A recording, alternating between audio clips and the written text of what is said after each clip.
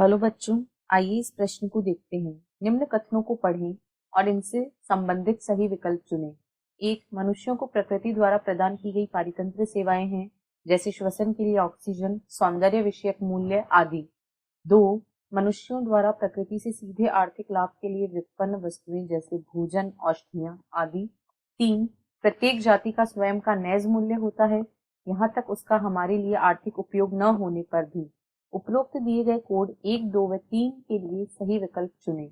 विकल्प ए संकीर्ण रूप से उपयोगी 3, व्यापक रूप से उपयोगी 2, नैतिक 1। विकल्प बी संकीर्ण रूप से उपयोगी 2, व्यापक रूप से उपयोगी 1, नैतिक 3।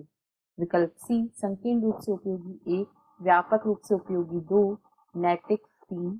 विकल्प बी संकीर्ण रूप से उपयोगी 2, व्यापक रूप से उपयोगी 3 या नैतिक 1।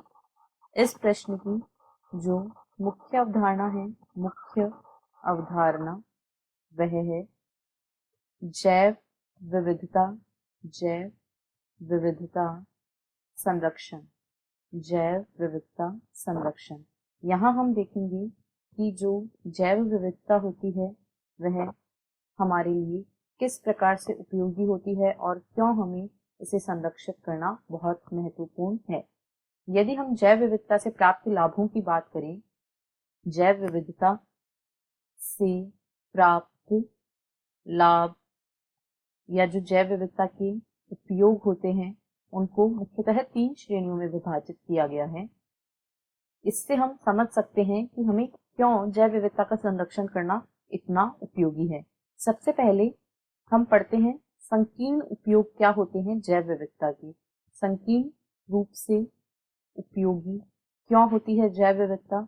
उसके बाद में जो दूसरी श्रेणी होती है वह होती है व्यापक रूप से उपयोगी, यानी ऐसे कौन से कारण होते हैं जिसकी वजह से जैव विविधता व्यापक रूप से उपयोगी है। और जो अंत में एक हमारा जो नैतिक कर्तव्य है उसके बारे में यहाँ पर बात की जाएगी। तो हम यहाँ जो कथन दिए गए हैं उसके माध्यम से इन्हें इन श्रेणियों में विभाजित करेंगे।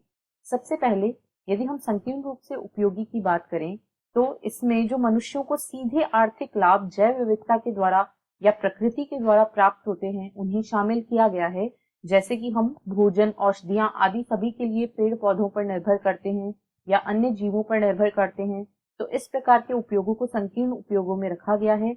यानी संकीर्ण रूप से उपयोगी यह 2 कथन 2 में दिया गया है, इसलिए यहाँ पर 2 इसका सही मेल होगा। अब यदि हम व्यापक उपयोग की बात करें तो मनुष्य को कई ऐसी अमूल्य सेवाएं प्राप्त होती हैं जिनका कोई मूल्य ही नहीं है, जैसे कि श्वसन के लिए ऑक्सीजन। इसका यह इतनी अधिक महत्वपूर्ण है कि इसका मूल्य चुकाना हमारे लिए संभव नहीं है। इसके अलावा जो सौंदर्य प्रकृति का है, जो आनंद हमें उससे प्राप्त होता है वह भी अमूल्य है। ऐसा 1 में दिया गया है, इसलिए 1 इसका सही मेल है।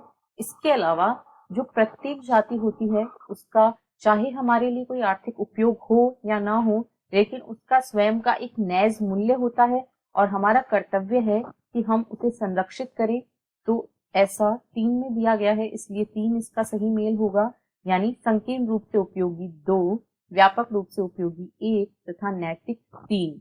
विकल्प बी में ऐसा दिया गया है, इसलिए विकल्प बी इस प्रश्न का सही उत्तर है। आशा है आपको प्रश्न समझ आया होगा। धन्यवाद।